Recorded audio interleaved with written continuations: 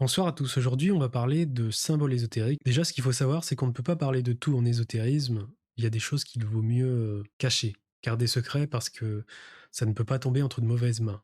Et si ça arrive entre de mauvaises mains, eh ben, je vous laisse imaginer le pire. Donc vous comprendrez pourquoi je ne vous dis pas tout, mais en tout cas j'essaierai de vous faire comprendre l'essentiel. Donc la sorcellerie et les symboles, on a tendance à avoir des croyances limitantes par rapport à ça, à avoir des visions décalées de la réalité. Parce qu'en fait, on arrive à avoir du résultat et les personnes se font des idées par rapport à comment ça fonctionne et en fait, le cheminement et les rouages, le schéma qu'ils se sont fait de la chose n'est pas bon. Et c'est aussi pour ça que je ne peux pas vous expliquer parce que si je vous explique réellement comment ça fonctionne, eh ben, ça peut causer des gros problèmes dans la vie de chacun, voire dans le monde entier et cetera.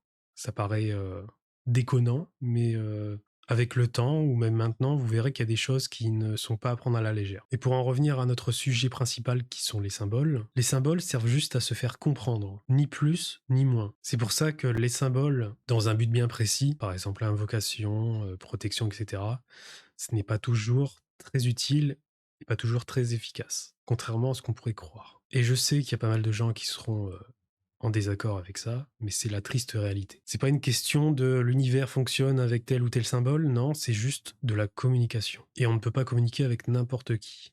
C'est ça qu'il faut comprendre aussi. Je vous remercie de votre attention, de votre écoute, et puis je vous dis à bientôt, et passez une bonne soirée. Également, je ferai un live vendredi, mais j'en reparlerai en vidéo, donc ne vous inquiétez pas.